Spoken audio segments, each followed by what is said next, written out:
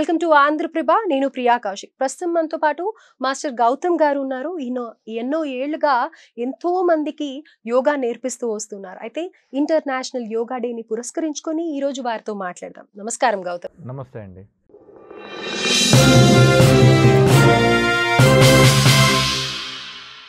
Right. Spirituality ఉంది అని అన్నప్పుడు కొంతమంది యోగాని లైక్ ఇది ఒక్క మతంకి చెందిందే, వీళ్ళే చేయాలి అన్నట్టుగా అనుకుంటూ ఉంటారు. కానీ అది నిజంగా దాని ఉద్దేశం అదే అంటారా? ఎవరైనా చేయొచ్చు? మంచి క్వశ్చన్. నాకు తెలిసి కొంచెం దాని మీద రీసెర్చ్ చేసిన అవగాహన అయితే వస్తుంది. అది అవునో కాదు. అయినా సరే నాకు అవకాశం వచ్చింది, మీరు ఇచ్చారు కాబట్టి చెప్తున్నా. It is a tool. It is a tool. ఇదేంటి టూలే కదా. ఇది హిందువా, ముస్లిమా, క్రిస్టియనా? ఇది మన వాయిస్లో నాయిస్ క్యాన్సిలేషన్ చేసి, అంతే కదా, నాయిస్ క్యాన్సిలేషన్ చేసి ఇస్తుంది. అది ముస్లిం ఇస్తే ఏంటి, క్రిస్టియన్ ఇస్తే ఏంటి, లేకపోతే యూదులు ఇస్తే ఏంటి. It is a not at all religion, it is a science. ఒక BMW కార్ ఉందండి, ఒక జర్మన్ వాళ్ళు చేస్తారు కదా, వోక్స్ వ్యాగన్ కంపెనీ, ఇవన్నీ అవే కదా. సో అది చేసిన వాళ్ళు 100% ఆ జర్మనీలో ఉండే వాళ్ళు ఎవరుంటారు, క్రిస్టియన్స్, యూదులో ఉంటారు. అదొక ఒక ఇన్స్ట్రుమెంటే కదా మన డే టు డే లైఫ్ని కంఫర్ట్ చేయడానికి కారు, అవునా కదా. సో ఇది కూడా అంతే. కాకపోతే కొన్ని వేల సంవత్సరాల క్రింద అనుకోకుండా ఇక్కడ సనాతన ధర్మము హిందువులే ఉండడం వల్ల అది వాళ్ళ నుంచి వచ్చింది. అంతెందుకు, సింపుల్ లాజిక్. ప్రపంచవ్యాప్తంగా వాళ్ళు ఏమి పుట్టించినా, ఏమి ఇనిషియేట్ చేసినా దానికి పేటెంట్ తీసుకుంటారు, అవునా కదా. చిన్న ఫోన్కైనా సరే, దేనికైనా సరే పేటెంట్. ఆ టెక్నాలజీ మనకు వచ్చినా మనం పేరు మార్చుకొని చాలా విషయాలు మార్చి కానీ మనం బయటకు చేయలేం. అలాంటిది ఇది మీరే అంటున్నారు, మనదే కదా యోగా, మన భారతదేశంది, మన తాతలది, మన ఋషులది, మునులది. కానీ ప్రపంచంలో ఎవరైనా ఫ్రీగా టీచ్ చేసుకోవచ్చు, ఫ్రీగా చెప్పుకోవచ్చు. That is the greatness of the భారతదేశం. ఎందుకంటే మనం ఇంటర్నేషనల్ యోగా డే ఇనిషియేట్ చేసినాక కొన్ని వందల కొత్త దేశాల్లో ఇది వచ్చింది. అయినా ఫ్రీ. మన దేశానికి ₹1, $1 కూడా పే చేయాల్సిన అవసరం. Everyone practicing. ప్రతి ఒక్క ఇప్పుడు మనం సెలబ్రేట్ చేసుకునేది కూడా ఇంటర్నేషనల్ యోగా డే. సో అలా అనమాట. సో మీరు అన్నట్టు it is the integrated approach towards to any human being. It is fit for any human being. If you practice you will get the benefit.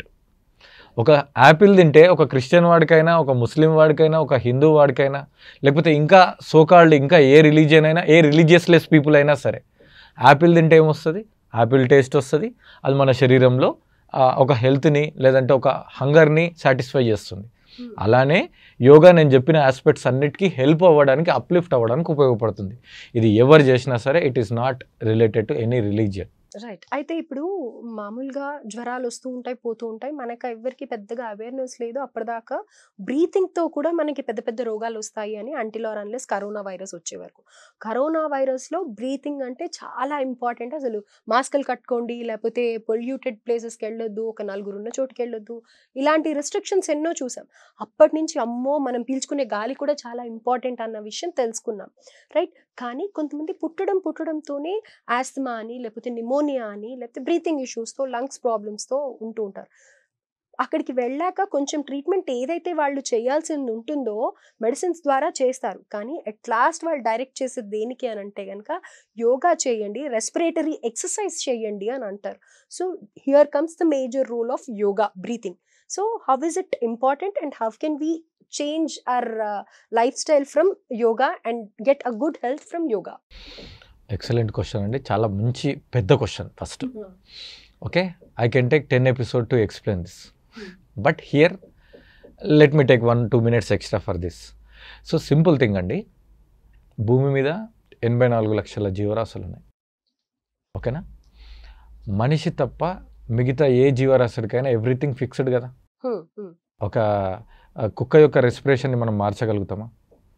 అవునా. ఒక ఏనుగు యొక్క రెస్పిరేషన్ని మార్చగలుగుతామా? ఒక దోమ యొక్క రెస్పిరేషన్ మార్చగలుగుతామా? దేనిది మనం మార్చలేము. సో వాటి life span is a fixed. కుక్క 10 to 15 years బ్రతకొచ్చు, పిల్లి 10 to 15 years బ్రతకొచ్చు. అలాగే ఏనుగు 75 to 100 years బ్రతకొచ్చు. ఒక పాము 100 years బ్రతకొచ్చు. ఒక తాబేలు అనుకోండి 500 years బ్రతకొచ్చు. దోమ అనుకోండి 1 day life style, 1 day 24 hours కూడా చనిపోవచ్చు. అట్లా పుట్టినాక 1 minute చనిపోయే నుంచి 100-150 years బ్రతికే, 500 years బ్రతికే జీవుల దాకా సొసైటీలో ఉన్నాయి. మొత్తం 84 లక్షల జీవరాశులు ఉన్నాయని చెప్తారు మన ఋషులు, మునులు. అందులో మనం ఒకటి. అంటే ఇంకా మనం కాకుండా 83,09,999 ఉన్నాయి.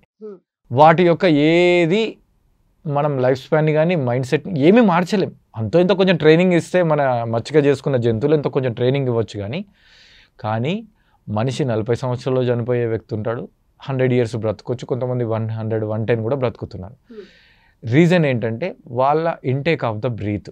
మన గాడ్ నేచర్ ఏదైతే మనం నమ్ముతున్నామో, ప్రకృతి అనుకుంటున్నామో, ఇంకా ఏదన్నా కానీ law of the life is dependence on how we are breathing, how many days are మన అకౌంట్లో ఇన్ని రోజులు బ్రతకాలని వేయడు గాడ్, ఇన్ని బ్రీతులు తీసుకోవాలని వేస్తాడు. If your breath is abnormal then your life span is less or you are having more diseases. At end of the day, end of the life మీరు చాలా విచిత్రమైన హెల్త్ ఇష్యూస్ ఉండొచ్చు, లేకపోతే ఏదో ఒక హెల్త్ ఇష్యూ వల్ల చనిపోవచ్చు. చనిపోవడం గ్యారంటీ, అది 65, 70, 75 కానీ విచిత్రమైన రోగాలతో లేదంటే ప్రాబ్లమ్స్తో చనిపోయే కంటే నార్మల్గా చనిపోవడమే కోరుకుంటాం కదా అందరం, అది కామన్ కదా. సో ఇప్పుడు మీరు అన్న కాంటెక్స్ట్లో పుట్టుక నుంచే కొన్ని ప్రాబ్లమ్స్ ఉండొచ్చు, వాటికి మెడికల్ పరిభాషలో ఇడియోపతిక్ అంటారు, దానికి రీజన్ ఏం లేదు. మా అంటే జెనెటిక్ అని అది ఇదని యూజ్ చేస్తాం కానీ ఏ రీజన్ లేదు అలా రావడానికి. కానీ వాళ్ళ యొక్క లంగ్స్ ఫంక్షన్ లేదంటే మిగతా ఆర్గాన్స్ యొక్క ఫంక్షన్లో కొంచెం డెవలప్మెంట్ చేసి 100% తగ్గియచ్చా లేదంటే 50%, 40% వాళ్ళ లైఫ్ స్టైల్ని సెటిల్ చేయడం అనేది చాలా సింపుల్. కానీ వాళ్ళు పుట్టుకతో అనుభవిస్తున్నారు కాబట్టి కనీసం 2 నుంచి 3 సంవత్సరాలు వాళ్ళు టైం ఇవ్వాల్సిందే ప్రాక్టీస్కి. లేదంటే ప్రపంచంలో పాపం డబ్బులున్న వాళ్ళు అమెరికాకి వెళ్తారు, రకరకాల హాస్పిటల్స్కి వెళ్తారు, ట్రై చేస్తారు. Why don't you try this from day 1 itself? అది ఆటోమేటిక్గా మన మనస్సు మీద, మన శరీరం మీద, మన మెంటల్ కండిషన్, స్పిరిచువల్ అప్లిఫ్మెంట్ అన్నిటి మీద యూజ్ అవుతుంది కదా. సో పోనీ నీకు ప్రాబ్లమే తగ్గలేదు అనుకుందాం, అంటే టైం వచ్చేదాకా వెయిట్ చేస్తున్నారు, but you are suffering with that problem physically and mentally కదా. You are not same like others కదా. సో ఇది చేయడం వల్ల ముందు మెంటల్ పీస్ వచ్చి నువ్వు ఇమీడియట్గా కామ్ అవుతుంది, లేదు తగ్గుతుందని ఒక సొల్యూషన్ వస్తుంది. You are same like every one లాగా ఉంటుంది. దీనిని రిపేర్ చేసుకునే ముందు ఒక తెలివి, ఒక సంతోషం అనేది పుట్టుకొస్తుంది అలా అనమాట. So everything has a solution in the ocean of the yoga. సముద్రం లాంటి యోగాలో అన్ని ప్రాబ్లమ్స్కి సొల్యూషన్ ఉంది. అది టీచర్ని బట్టి, స్టూడెంట్ యొక్క ఇంట్రెస్ట్, నమ్మకాన్ని బట్టి మారుతుంటుంది. At the same way like ఎవరైతే బ్రీతింగ్ ఇష్యూస్ ఉన్న వాళ్ళకు కూడా యోగా బాగా పనిచేస్తుంది, నాట్ ఓన్లీ ఫర్ ఫిట్నెస్ అని అంటారు. అండ్ ఇప్పుడు ఈ అప్డేటెడ్ వర్షన్ ఈ జనరేషన్లో చాలా మటుకు కూడా ఎమోషనల్ వెల్బీయింగ్ అనేది ఎక్కువగా వింటున్నాం. అండ్ స్ట్రెస్, డిప్రెషన్ కొత్త టర్మ్స్ అన్నమాట. అంటే గత 4-5 ఏళ్లుగా ఇవి కొత్తగా ఎక్కువగా వింటూ ఉన్నాం. ముఖ్యంగా ఈ కరోనా టైంలో అనుకోవచ్చు, లేకపోతే కనుక ఈ ఉరుకులు పరిగెత్తుల జీవితంలో ఏమైపోతుందంటే వర్క్ స్ట్రెస్ అనేది అక్కడి నుంచి స్టార్ట్ అయింది. సో ఈ స్ట్రెస్కి కూడా యోగా పనిచేస్తుంది అని అంటూ ఉంటారు. సో అది ఎలా అవుతుంది అంటారు, ఆ కండిషనింగ్ ఎలా అవుతుంది అంటారు? ఎక్సలెంట్ అండి, మంచి క్వశ్చన్స్ అడుగుతున్నా, thank you for asking. Simple thing, ఇదనే కాదు, మన శరీరంలో మనకు వచ్చే 99% వచ్చే ఏ రోగమైనా సరే, ఇప్పుడు మీరు అడిగింది సూపర్ఫిషియల్గా కనిపించే స్ట్రెస్ అంటున్నాం కదా. If you take you name it anything, మీకు బీపీ వచ్చిందా, షుగర్ వచ్చిందా, థైరాయిడ్ వచ్చిందా, లేకపోతే ఇంకా కఫ్ టు క్యాన్సర్, ఏ ప్రాబ్లం అన్నారా అని 99% ప్రాబ్లమ్స్ ఆర్ సైకోసోమాటిక్ ప్రాబ్లమ్స్.